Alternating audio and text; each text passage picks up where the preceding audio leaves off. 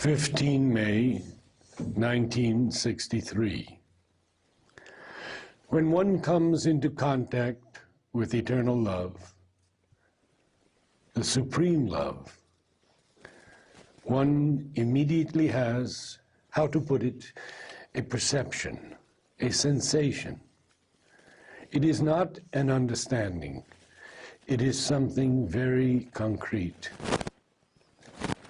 Even the most illumined material consciousness, however much it has been molded and prepared, is incapable of manifesting that. The first thing one feels is this kind of incapacity. Then comes an experience, something which manifests a form of, one cannot call it exactly cruelty, because it is not cruelty as we know it. But within the totality of circumstances, a vibration appears and, with a certain intensity, refuses love as it is manifested here. It is precisely this, something in the material world which refuses the manifestation of love as it exists at present. I am not speaking of the ordinary world. I am speaking of the present consciousness at its highest. It is an experience. I am speaking of something that has happened. So the part of the consciousness which has been struck by this opposition makes a direct appeal to the origin of love, with an intensity which it would not have without the experience of this refusal. Limits are broken, and a flood pours down which could not have manifested before, and something is expressed which was not expressed before. When one sees this, there is obviously a similar experience from the point of view of what we call life and death. It is this kind of constant brooding or presence of death and the possibility of death, as it is said in Savitri. We have a constant companion through the journey from cradle to grave. We are constantly accompanied by this threat or presence of death. Well, along with this, in the cells, there is a call for a power of eternity, with an intensity which would not be there except for this constant threat.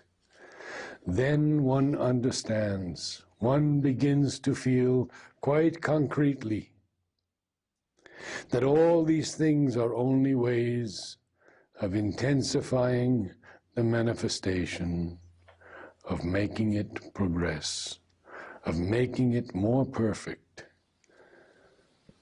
And if the means are crude, it is because the manifestation itself is very crude. And as it becomes more perfect and fit to manifest that which is eternally progressive, the very crude means will give way to subtler ones, and the world will progress without any need for such brutal oppositions.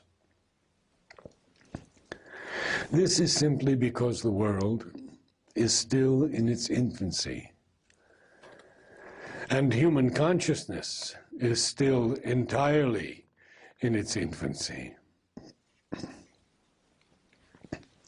15th May, 1963. Seeing that, there is obviously a similar experience in connection with what is called life and death. It's a sort of overhanging. It comes to me in English, that's why I have difficulty, of that constant presence of death or possibility of death. As he says in Savitri, we have a constant companion all the way from the cradle to the grave. We are constantly shadowed by the threat or presence of death. Well, this gives the cells an intensity in their call for a power of eternity which would not be there without that constant threat. Then we understand. We begin to understand very concretely that all those things are only goads to make the manifestation progress and grow more intense, more perfect.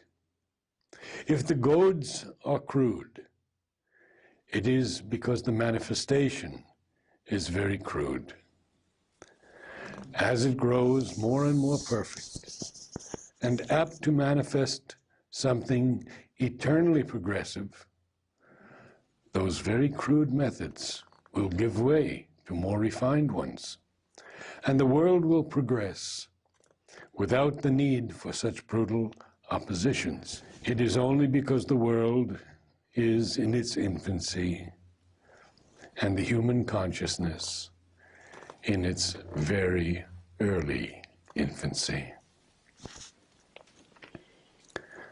It is a very concrete experience.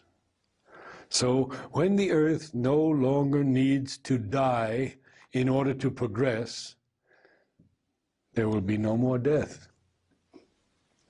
When the earth no longer needs to suffer in order to progress, there will be no more suffering. And when the earth no longer needs to hate in order to love, there will be no more hatred. 18 May 1963. The mother speaks in English in the presence of a disciple who is a painter, so that he may convey her explanations to Huta, the disciple who is preparing illustrations for Savitri. Of course, all these things are lights, so you can't reproduce them. But still, it must be a violet that is not dull and not dark. The mother starts from the most material nature. What she has put is too red, but if it's too blue, it won't be good either. You understand the difficulty? Then after violet, there is blue, which must be truly blue, not too light, but it must be a bright blue. Not too light, because there are three consecutive blues.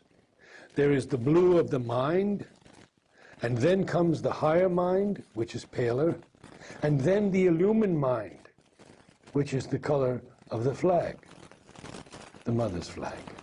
A silver blue, but naturally paler than that. And after this comes yellow, a yellow that is the yellow of the intuitive mind. It must not be golden. It must be the color of cadmium. Then after this yellow, which is pale, we have the overmind with all the colors. They must all be bright colors, not dark. Blue, red, green, violet, purple, yellow, all of them, all the colors. And after that, we then have all the golds of the supermind with its three layers. And then, after that, there's one layer of golden white. It is white, but a golden white. After this golden white, there is a silver white, how can I explain that? There is a white, then there is a white with a touch of pink, then a silvery white, and a golden white. It makes 4 worlds. 10th July, 1963. The mother reads out a passage from Savitri. A slow reversals movement then took place. A gas belched out from some invisible fire. Of its dense rings were formed these million stars. Upon Earth's newborn soil, God's tread was heard. It's magnificent, magnificent. In French, it would be poor. I don't seek to translate poetically. I only try to render the meaning. I read the English sentence until I see the meaning clearly, and once I see it, I put it into French, but very awkwardly. I don't claim to be a poet. Only the meaning is correct. This translation will not serve any purpose. It serves a purpose only for me, but I don't even have the time. I can hardly spare half an hour a day for this work. I hope I can offer myself half an hour a day. 7th September, 1963. O death, thou speakest truth, but truth that slays. I answer to thee with the truth that saves. The other day, in dealing with the question of work, I had occasion to explain my position from the standpoint of the materialist's conviction. I do not know where they stand now, for I do not concern myself with that generally. For them, all the experiences that men have are the result of a mental phenomenon. It is that. We have attained a progressive mental development. They would be quite unable to say why or how. But in brief, it is matter that has developed life, and life that has developed mind. And all the so-called spiritual experiences of man are mental constructions. They use other words, but I believe that this is their idea. In any case, it is a negation of all spiritual existence in itself, and a negation of a being, or if of a force, or of something higher which governs everything. I repeat, I do not know where they stand now, but I was faced with a conviction like that. And so I said, but it is very simple. I accept your point of view. There is nothing else except what we see. Humanity as it is, and all the so-called inner phenomena that are due to a mental, a cerebral action. And when you die, you die. That is to say, when the phenomenon of agglomeration reaches the end of its life and dissolves, everything dissolves. It is all right. Probably, if things had been like that, life would have appeared so disgusting.